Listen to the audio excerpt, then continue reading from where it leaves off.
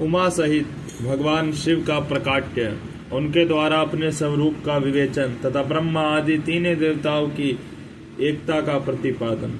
ब्रह्मा जी कहते हैं, नारद भगवान विष्णु के द्वारा की हुई अपनी स्तुति सुनकर करुणानिधि महेश्वर बड़े प्रसन्न हुए और उमा देवी के साथ सहसा वहां प्रकट हो गए। उस समय उनके 5 मुख और प्रत्येक मुख में 3-3 नेत्र शोभा पाते थे। बाल देश में चंद्रमा का मुकुट सुशोभित था। सिर पर जटा धारण किए गौरव विशाल नेत्र शिव ने अपने संपूर्ण अंगों में विभूति लगा रखी थी। उसके 10 भुजा थी, कंठ में नीला चिन्ह था। उनके श्रीअंग समस्त आभूषणों से विभूषित थे।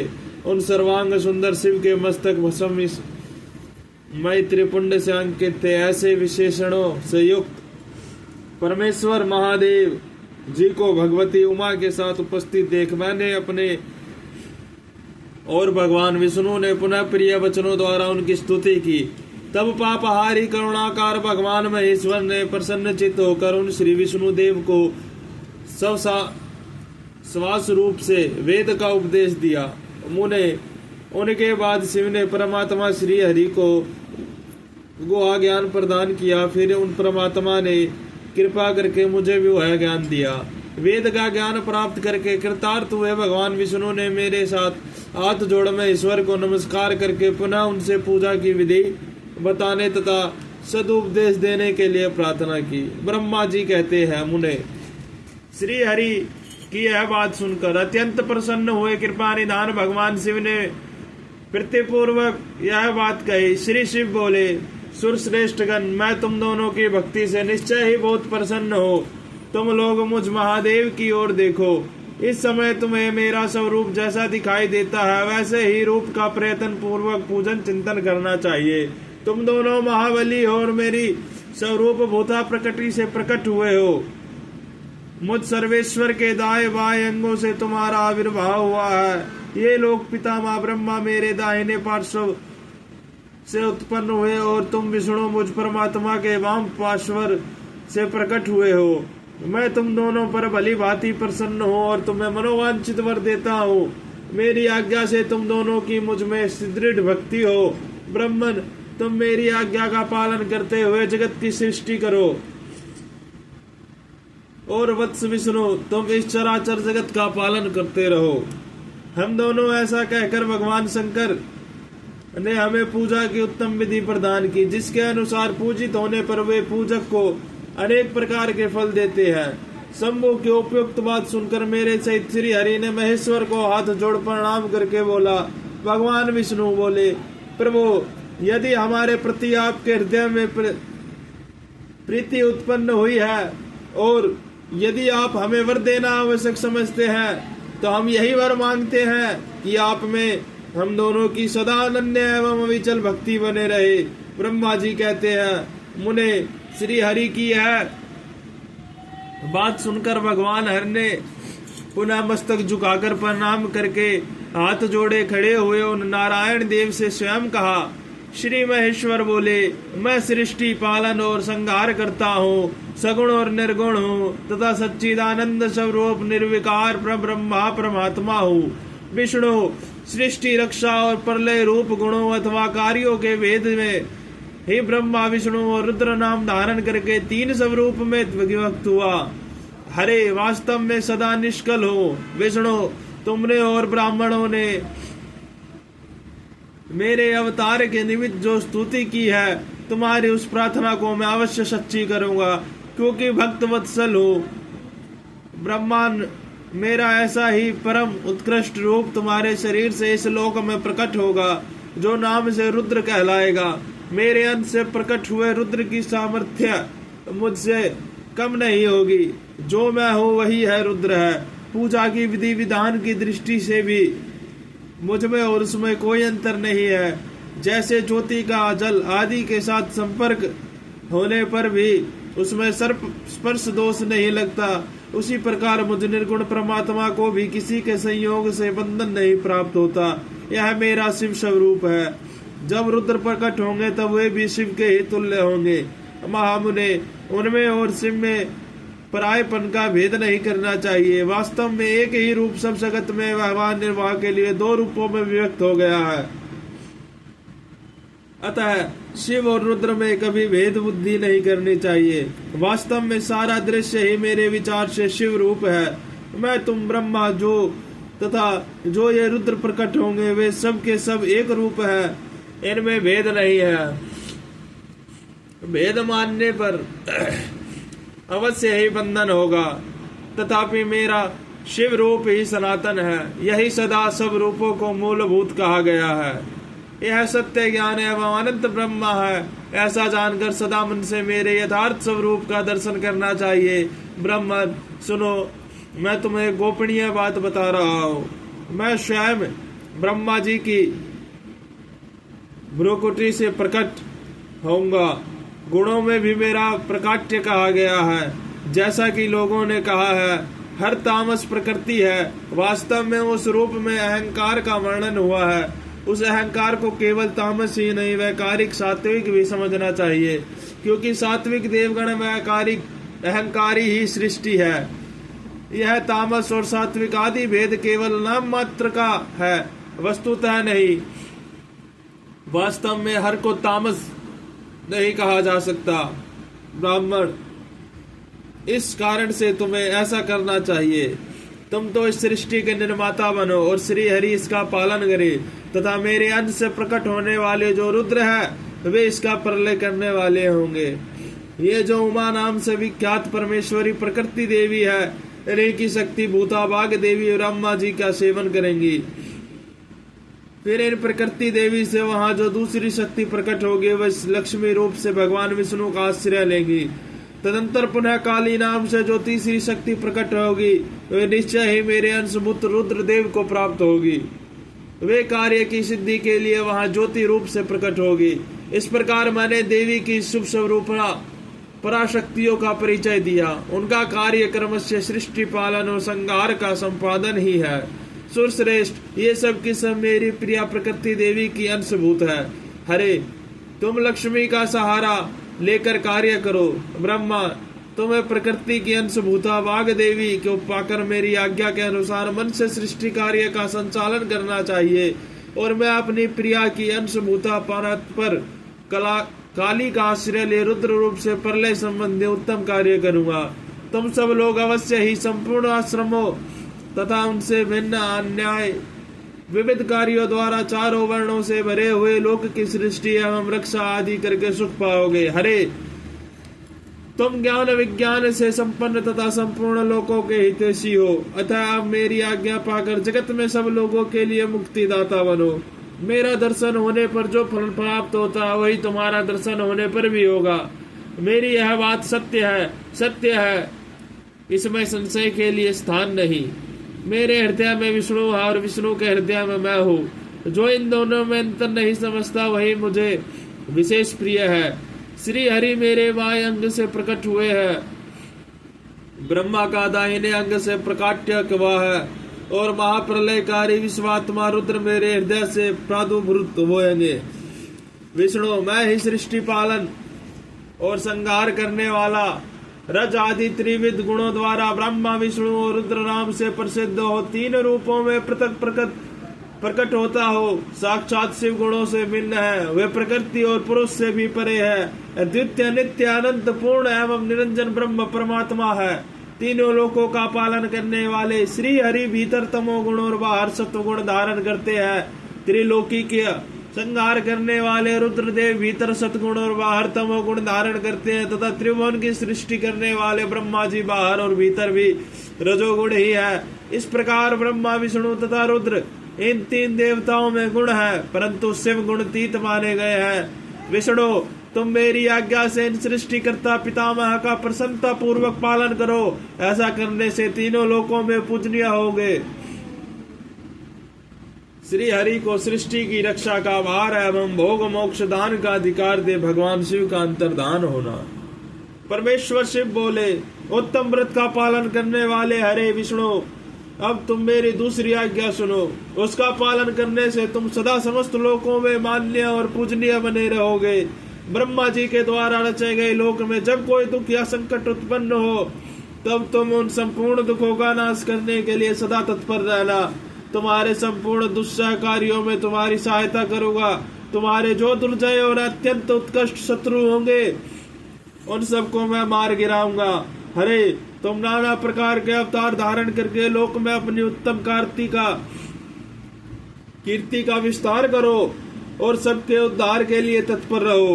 तुम रुद्र के देह हो और रुद्र तुम्हारे देह है। तुम में और रुद्र में कुछ भी अंतर नहीं।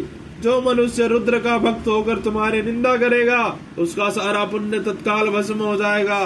पुरुषोत्तम विष्णु, तुमसे द्वेष करने के कारण मेरी आज्ञा से उसको नरक में गिरना पड़ेगा। यह बात सत्य है, इसमें संशय नहीं है। तुम लोक में मनुष्य के लिए विशेषतः भोग और मोक्ष प्रदान करने वाले और भक्तों के देह तथा पूज्य होकर प्राणियों का निर्भय और अनुग्रह करो। ऐसा कहकर भगवान शिव ने मेरा हाथ पकड़ लिया और श्री विष्णु को सौंपकर उनसे कहा, तुम संकट के समय सदा इनकी सहायता करते रहना। सबके अध्यक्ष होकर सभी को भोग और मोक्ष प्रदान करना तथा सर्वदा समस्त कामनाओं का साधक एवं सर्वश्रेष्ठ बने रहना। जो तुम्हारी शरण में आ गया वह निश्चय ही मेरी शरण में आ गया। जो मुझ में और तुम में अंतर समझता है वह अवश्य नरक में गिरता है। ब्रह्मा जी कहते हैं, देवर्षि, भगवान शिव का यह वचन सुनकर मेरे साथ भगवान विष्णु ने सबको वश में करने वाले विश्वनाथ को प्रणाम करके मंद स्वर में कहा।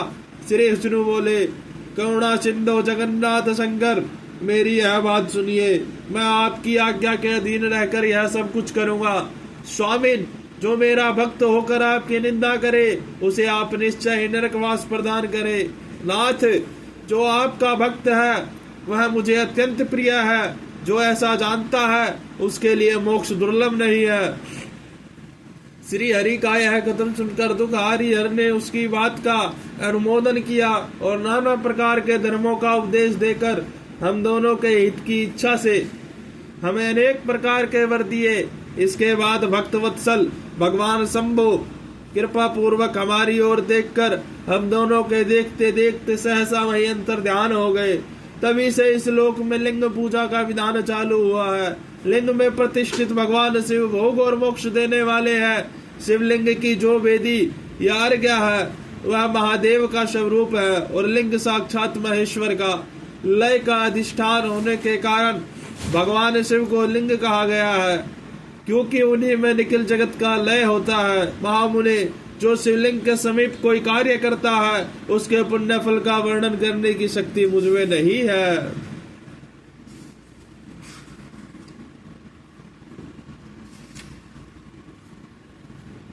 शिव पूजन की विधि तथा उसका फल। ऋषि बोले,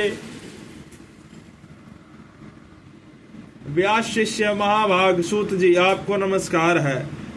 आज आपने भगवान शिव की बड़ी अद्भुत एवं परम पावन कथा सुनाई है। दयानिधे ब्रह्मा और नारद जी के संवाद के अनुसार आप हमें शिव पूजन की वह विधि बताइए जिससे यहाँ भगवान शिव संतुष्ट होते हैं। ब्राह्मण, क्षत्रिय, वैश्य और शूद्र सभी शिव की पूजा करते हैं। वह पूजन कैसे करना चाहिए? आपके व्यास जी के मुख से इस विषय को सुनकर जिस प्रकार सुना है वह बताइए। वह ऋषियों का वह कल्याणप्रद एवं श्रुति सम्मत वचन सुनकर सूत जी ने उन मुनियों के प्रश्न के अनुसार सब बातें प्रसन्नता पूर्वक बताई। सूत जी बोले, मुनीश्वरों, आपने बहुत अच्छी बात पूछी है, परंतु वह रहस्य की बात है। मैंने इस विषय को जैसा सुना है और जैसी मेरी बुद्धि है उसके अनुसार आज कुछ कह रहा हूँ। जैसे आप लोग पूछ रहे हैं उसी तरह पूर्व काल में व्यास जी ने शरद कुमार जी से पूछा था, फिर उसे उपमन्यु जी ने भी सुना था।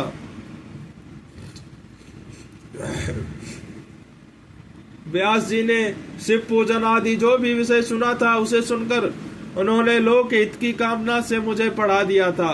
इसी विषय को भगवान श्री कृष्ण ने महात्मा उपमन्यु से सुना था। पूर्व काल में ब्रह्मा जी ने नारद जी से इस विषय में जो कुछ कहा था वही इस समय मैं कहूँगा। ब्रह्मा जी ने कहा, नारद, मैं संक्षेप से लिंग पूजन की विधि बता रहा हूँ, सुनो। जैसा पहले कहा गया है वैसा जो भगवान शंकर का सुखमय निर्मल एवं सनातन रूप है उसका उत्तम भक्ति भाव से पूजन करे। इससे समस्त मनोवांछित फलों की प्राप्ति होगी। दरिद्रता, रोग, दुख तथा शत्रु जनित पीड़ा, ये 4 प्रकार के पाप कष्ट तब तक रहते हैं जब तक मनुष्य भगवान शिव का पूजा नहीं करता। भगवान शिव की पूजा होते ही सारे दुख विलीन हो जाते हैं और समस्त सुखों की प्राप्ति हो जाती है। तत्पश्चात समय आने पर उपासक की मुक्ति भी हो जाती है। जो मानव शरीर का आश्रय लेकर मुख्यतः संतान सुख की कामना करता है, उसे चाहिए कि वह संपूर्ण कार्यों और मनोरथों के साधक महादेव जी की पूजा करे। ब्राह्मण, क्षत्रिय, वैश्य और शूद्र भी संपूर्ण कामनाओं तथा प्रयोजनों की सिद्धि के लिए कर्म से विधि के अनुसार भगवान शंकर की पूजा करे। प्रातः काल ब्रह्म मुहूर्त में उठकर गुरु तथा शिव का स्मरण करके तीर्थों का चिंतन एवं भगवान विष्णु का ध्यान करे। फिर मेरा देवताओं का और मुनि आदि का भी स्मरण चिंतन करके स्तोत्र पाठ पूर्वक शंकर जी का विधि पूर्वक नाम ले। उसके बाद सैया से उठकर निवास स्थान से दक्षिण दिशा में जाकर बल त्याग करे। मुने एकांत में बलोत्सर्ग करना चाहिए। उससे शुद्ध होने के लिए जो विधि मैंने सुन रखी है उसी को आज कहता हूँ। मन को एकाग्र करके सुनो। ब्राह्मण गुदा की शुद्धि के लिए उसमें 5 बार शुद्ध मिट्टी का लेप करे और धोए। क्षत्रिय 4 बार, वैश्य 3 बार और शूद्र 2 बार विधि पूर्वक गुदा की शुद्धि के लिए उसमें मिट्टी लगाए। लिंग में भी 1 बार प्रयत्न पूर्वक मिट्टी लगानी चाहिए। तत्पश्चात बाएं हाथ में 10 बार और दोनों हाथों में 7 बार मिट्टी लगाकर धोए। तात प्रत्येक पैर में 3-3 बार मिट्टी लगाए, फिर दोनों हाथों में भी मिट्टी लगाकर धोए। स्त्रियों को शूद्र की ही भांति अच्छी तरह मिट्टी लगानी चाहिए। हाथ पैर धोकर पूर्ववत शुद्ध मिट्टी ले और उसे लगाकर दांत साफ करे। फिर अपने वर्ण के अनुसार मनुष्य दत्वन करे। ब्राह्मणों को 12 अंगुल की दातुन करनी चाहिए, क्षत्रिय 11 अंगुल, वैश्य 10 अंगुल और शूद्र 9 अंगुल की दातुन करे। यह दत्वन का मान बताया गया है। मनुष्य स्मृति के अनुसार काल दोष का विचार करके ही दत्वन करे या त्याग दे। तात षष्ठी प्रतिपदा, अमावस्या, नवमी, व्रत का दिन, सूर्यास्त का समय, रविवार तथा श्राद्ध दिवस ये दंत धावन के लिए वर्जित है। इनमें दत्वन नहीं करनी चाहिए। दत्वन के पश्चात तीर्थ, जलाशय आदि में जाकर विधि पूर्वक स्नान करना चाहिए। विशेष देश काल आने पर मंत्रोच्चारण पूर्वक स्नान करना उचित है। स्नान के पश्चात पहले आचमन करके वह धुला हुआ वस्त्र धारण करे। फिर सुंदर एकांत स्थल में बैठकर संध्या विधि का अनुष्ठान करे। यथा योग्य संध्या विधि का पालन करके पूजा का कार्य आरंभ करे। मन को सुस्थिर करके पूजा गृह में प्रवेश करे। वहां पूजन सामग्री लेकर सुंदर आसन पर बैठकर पहले न्यास आदि करके कर्मस्य महादेव जी की पूजा करे। शिव की पूजा से पहले गणेश जी की, द्वारपालों की और दिक्पालों के भी भली भांति पूजा करके पीछे देवता के लिए पीठ स्थान की कल्पना करे अथवा अष्टदल कमल बनाकर पूजा द्रव्य के समीप बैठे और उस कमल पर ही भगवान शिव को समासीन करे। तत्पश्चात 3 आचमन करके पुनः दोनों हाथ धोकर 3 प्राणायाम करके मध्यम प्राणायाम अर्थात कुंभक करते समय त्रिनेत्रधारी भगवान शिव का इस प्रकार ध्यान करे। उनके 5 मुख है, 10 भुजाएं हैं, शुद्ध स्फटिक के समान उज्जवल कांति है। सब प्रकार के आभूषण उनके श्रीअंगों को विभूषित करते हैं तथा वे व्याघ्र चर्म की चादर ओढ़े हुए हैं। इस तरह ध्यान करके यह भावना करे कि मुझे भी इनके समान ही रूप प्राप्त हो जाए। ऐसी भावना करके मनुष्य सदा के लिए अपने पाप को भस्म कर डाले। इस प्रकार भावना द्वारा शिव का ही शरीर धारण करके उन परमेश्वर की पूजा करे। शरीर शुद्धि करके मूल मंत्र का कर्मस्य न्यास करे अथवा सर्वत्र प्रणव से ही षडंग न्यास करे। ओम इत्यादि रूप से संकल्प वाक्य का प्रयोग करके फिर पूजा आरंभ करे। पाद्य, अर्घ्य और आचमन के लिए पात्रों को तैयार करके रखे। बुद्धिमान पुरुष बुद्धि पूर्वक भिन्न भिन्न प्रकार के नव कलश स्थापित करे। उन कुशाओं से ढककर रखे और कुशाओं से ही जल लेकर उन सब का प्रोक्षण करे। तत्पश्चात उन सभी पात्रों में शीतल जल डाले। फिर बुद्धिमान पुरुष देखभाल प्रणव मंत्र के द्वारा उनमें नामांकित द्रव्यों को डाले। खस और चंदन को पाद्य पात्र में रखे। चमेली के फूल, शीतल चीनी, कपूर, बड़की, जड़ तथा तमाल इन सबको यथोचित रूप से कूट पीस कर चूर्ण बना ले और आचमन्य के पात्र में डाले। इलायची और चंदन का तो सभी पात्र में डालना चाहिए। देवाधिदेव महादेव जी के पार्श्व भाग में नंदीश्वर का पूजन करें। गंध धूप तथा भांति भांति के दीपों द्वारा शिव की पूजा करें। फिर लिंग शुद्धि करके मनुष्य प्रसन्नता पूर्वक मंत्र समूह के आदि में प्रणव तथा अंत में नमः पद जोड़कर उनके द्वारा इष्ट देव के लिए यथोचित आसन की कल्पना करे। फिर प्रणव से पदासन की कल्पना करके यह भावना करे कि इस कमल का पूर्व दल साक्षात अणिमा नामक ऐश्वर्य रूप तथा अविनाशी है, दक्षिण दल लघिमा है, पश्चिम दल महिमा तथा उत्तर दल प्राप्ति है, अग्निकोण का दल पराक्रम्य,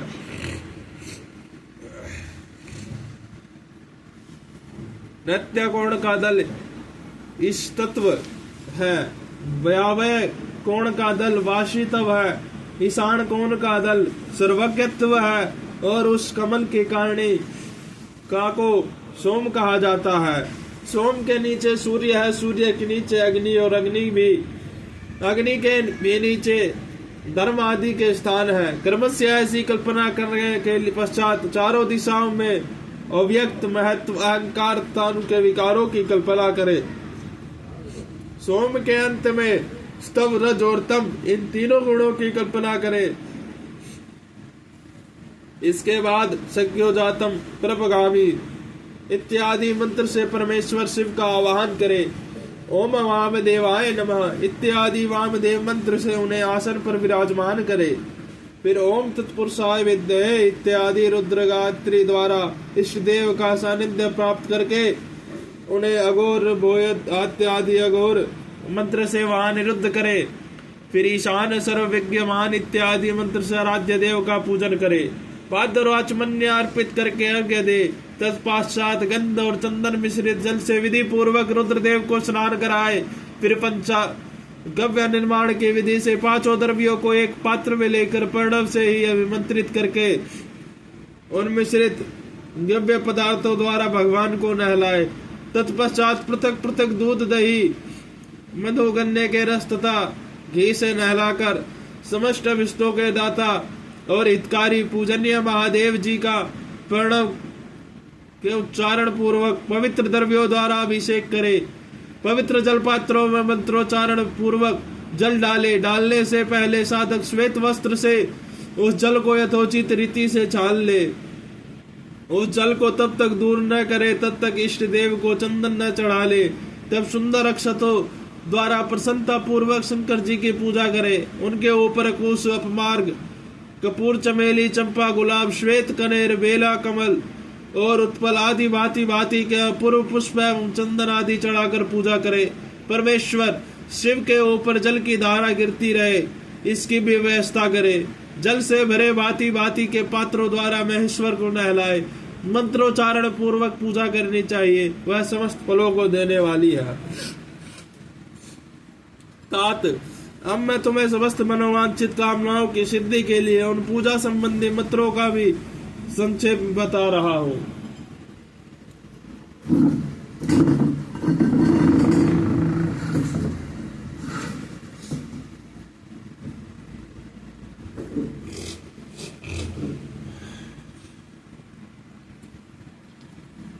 सावधानी के साथ सुनो।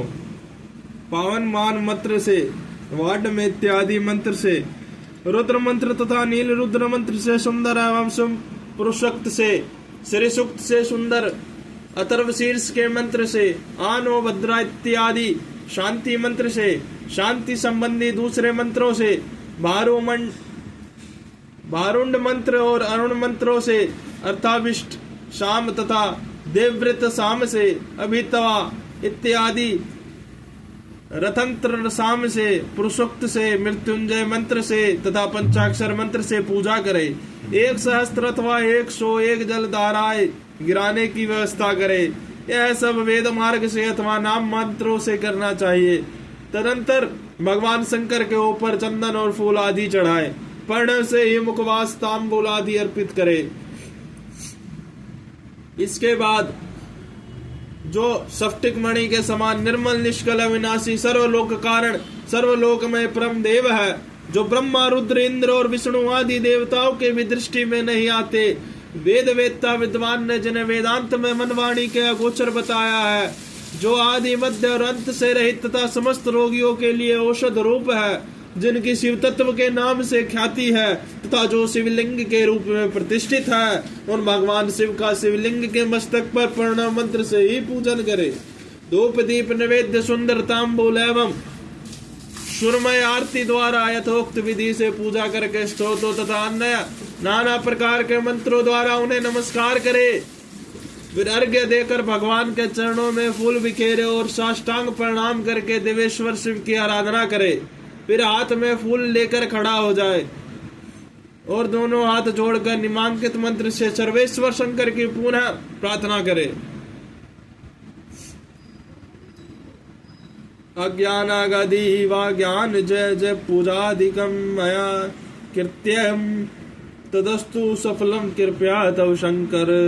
कल्याणकारी शिव, मैंने अनजान में अथवा जानबूझकर जो जब पूजा आदि सत्कर्म किए हो वे आपकी कृपा से सफल हो। इस प्रकार पढ़कर भगवान शिव के उस पर ऊपर प्रसन्नता पूर्वक फूल चढ़ाए, स्वस्ति वाचन करके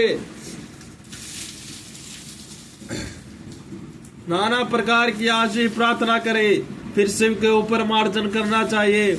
मार्जन के बाद नमस्कार करके अपराध के लिए क्षमा प्रार्थना करते हुए पुनरागमन के लिए विसर्जन करना चाहिए। इसके बाद अज्ञा से आरंभ होने वाले मंत्र का उच्चारण करके नमस्कार करे।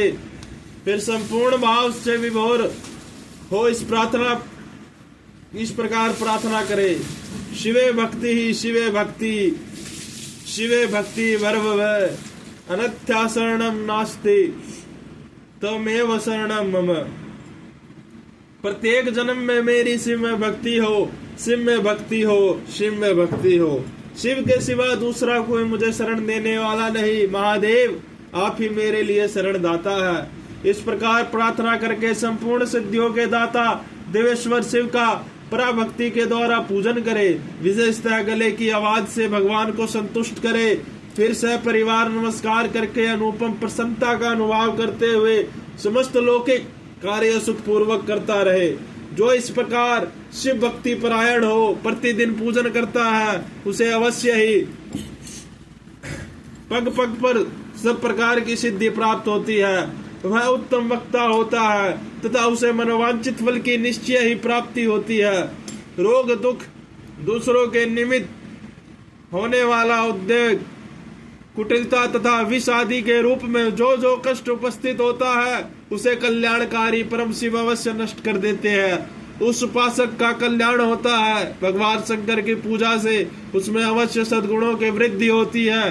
ठीक उसी तरह जैसा शुक्ल पक्ष में चंद्रमा बढ़ते हैं। मुनि श्रेष्ठ नारद, इस प्रकार मैंने शिव की पूजा का विधान बताया है। अब तुम क्या सुनना चाहते हो? कौन सा प्रश्न पूछने वाले हो?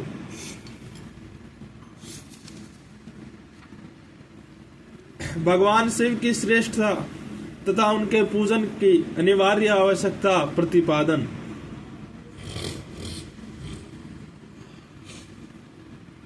नारद जी बोले, ब्राह्मण प्रजापति आप धन्य हैं, क्योंकि आपकी बुद्धि भगवान शिव में लगी हुई है।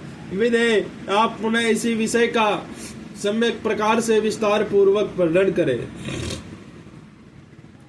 ब्रह्मा जी ने कहा, तात एक समय की बात है, मैं सब ओर से ऋषियों तथा देवताओं को बुलाकर उन सबको क्षीर सागर के तट पर ले गया, जहाँ सबका हित साधन करने वाले भगवान विष्णु निवास करते हैं। वहाँ देवताओं के पूछने पर भगवान विष्णु ने सबके लिए शिव पूजन की श्रेष्ठता बतलाकर यह कहा कि एक मुहूर्त या एक क्षण भी जो शिव का पूजन नहीं किया जाता वही हानि है, वही महान छिद्र है,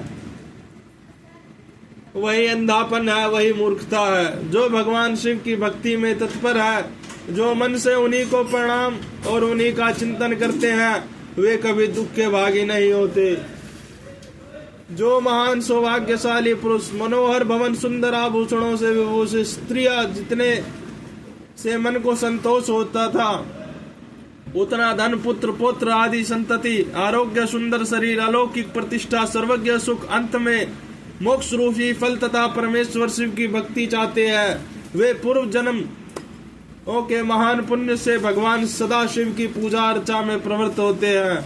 जो पुरुष नित्य भक्ति परायण हो, शिवलिंग की पूजा करते हैं, उसको सफल सिद्धि प्राप्त होती है तथा वह पापों के चक्कर में नहीं पड़ता। भगवान के इस प्रकार उपदेश देने पर देवताओं ने उन श्री हरि को प्रणाम किया और मनुष्य की समस्त कामनाओं की पूर्ति के लिए उनसे शिवलिंग देने के लिए प्रार्थना की।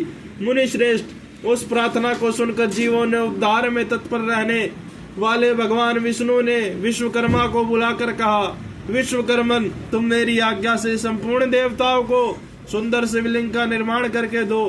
तथा विश्वकर्मा ने मेरी और हरि की बात आज्ञा के अनुसार उन देवताओं को उनके अधिकार के अनुसार शिवलिंग बना कर दिए। मुनि श्रेष्ठ नारद, किस देवताओं को कौन सा लिंग प्राप्त हुआ, इसका वर्णन आज मैं कर रहा हूँ, उसे सुनो। इंद्र पद्मराग मणि के बने हुए शिवलिंग की और कुबेर स्वर्णमय लिंग की पूजा करते हैं। धर्म पीतमणिय पुखराज के बने हुए लिंग की तथा वरुण श्याम वर्ण के शिवलिंग की पूजा करते हैं। भगवान विष्णु इंद्र नीलमय तथा ब्रह्म हेममय लिंग की पूजा करते हैं। मुने विश्वदेव गण चांदी के शिवलिंग की, वसुगण पीतल के बने हुए शिवलिंग की तथा दोनों अश्वनी कुमार पार्थिव लिंग की पूजा करते हैं। लक्ष्मी देवी स्फटिकमय लिंग की, आदित्यगण ताम्रमय लिंग की, राजा सोम मोती के बने हुए लिंग की तथा अग्निदेव वज्र हीरे के लिंग की उपासना करते हैं। श्रेष्ठ ब्राह्मण और उनकी पत्नियां मिट्टी के बने हुए शिवलिंग का, मयासुर चंदन निर्मित लिंग का और नागगण मूंगे के बने हुए शिवलिंग का आदर पूर्वक पूजन करते हैं। देवी मक्खन के बने हुए लिंग की, योगी जन भस्ममय लिंग की, यक्षगण दधि निर्मित लिंग की, छाया देवी आटे से बनाए हुए लिंग की और ब्रह्म पत्नी रतनमय शिवलिंग की निश्चित रूप से पूजा करती है। बाणासुर पारद या पार्थिव लिंग की पूजा करता है। दूसरे लोग भी ऐसा ही करते हैं। ऐसे ऐसे शिवलिंग बनाकर विश्वकर्मा ने विभिन्न लोगों को दिए तथा वे सब देवता और ऋषि उन लिंगों की पूजा करते हैं। भगवान विष्णु ने इस तरह देवताओं को उनके हित की कामना से शिवलिंग देकर उनसे तथा मुझ ब्रह्मा से पिनाक पाणी महादेव के पूजन के विधि भी बताई। पूजन विधि संबंधी उनके वचनों को सुनकर देव शिरोमणियों से हित मैं ब्रह्म हृदय में हर्ष लिए अपने धाम में आ गया। मुने वहां आकर मैंने समस्त देवताओं और ऋषियों को शिव की पूजा की उत्तम विधि बताई जो संपूर्ण अभिष्ट वस्तुओं को देने वाली है। उस समय मुझे ब्रह्मा ने कहा, देवताओं सहित समस्त ऋषियों, तुम प्रेम प्रायण होकर सुनो। मैं प्रसन्नता पूर्वक तुमसे शिव पूजन की उस विधि का वर्णन करता हूँ जो भोग और मोक्ष देने वाली है। देवताओं और मुनीश्वरों, समस्त जंतुओं में मनुष्य जन्म प्राप्त करना प्राय दुर्लभ है। उनमें भी उत्तम कुल में जन्म तो और भी दुर्लभ है। उत्तम कुल में भी आचार्यवन ब्राह्मणों के यहाँ उत्पन्न होना उत्तम पुण्य से भी संभव है। यदि वैसा जन्म सुलभ हो जाए तो भगवान शिव के संतोष के लिए उस उत्तम कर्म का अनुष्ठान करे जो अपने वर्ण और आश्रम के लिए शास्त्रों द्वारा प्रतिपादित है। जिस जाति के लिए जो कर्म बताया गया है उनका उल्लंघन न करे। जितनी संपत्ति हो उसके अनुसार ही दान करे। कर्म में सहस्त्रों यज्ञों से तपो यज्ञ बढ़कर है। सहस्त्रों तपो यज्ञ से जप यज्ञ का महत्व अधिक है। ध्यान यज्ञ से बढ़कर कोई वस्तु नहीं है। ध्यान ज्ञान का साधन है, क्योंकि योगी ध्यान के द्वारा अपने इष्ट देव समरस शिव का साक्षात्कार करता है।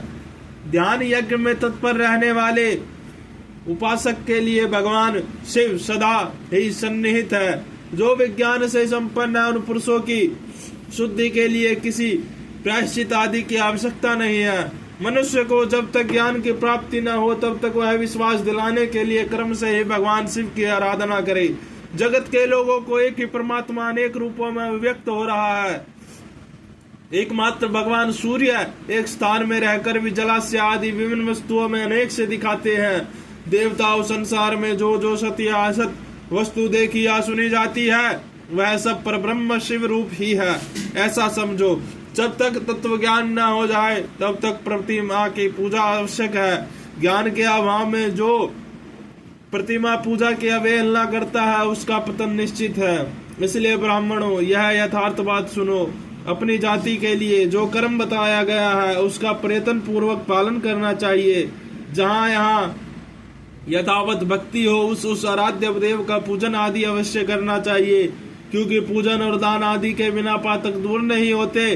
जैसे मैले कपड़े में रंग बहुत अच्छा नहीं चढ़ता, किंतु जब उसे धोकर स्वच्छ कर लिया जाए तब उस पर सब रंग अच्छी तरह चढ़ते हैं, उसी प्रकार देवताओं की भलीभांति पूजा से जब त्रिविध शरीर पूर्णतया निर्मल हो जाता है तभी उस पर ज्ञान का रंग चढ़ता है और तभी विज्ञान का प्रकाट्य होता है। जब विज्ञान हो जाता है तब भेद भाव की निवृत्ति हो जाती है।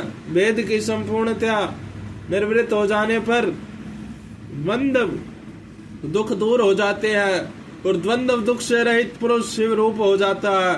मनुष्य जब तक गृहस्थ आश्रम में रहे तब तक पांचों देवताओं की तथा उनमें श्रेष्ठ भगवान शंकर की प्रतिमा का उत्तम प्रेम के साथ पूजन अवश्य करे, अथवा जो सबके एकमात्र मूल है उन भगवान शिव की ही पूजा सबसे बढ़कर है, क्योंकि मूल के सींचे जाने पर साक्ष स्थानीय संपूर्ण देवता स्वतः तृप्त हो जाते हैं। अतः जो संपूर्ण मनोवांछित फलों को पाना चाहता है वह अपने अभिष्ट की सिद्धि के लिए समस्त प्राणियों के हित में तत्पर रहकर लोक कल्याणकारी भगवान शंकर की पूजा करे।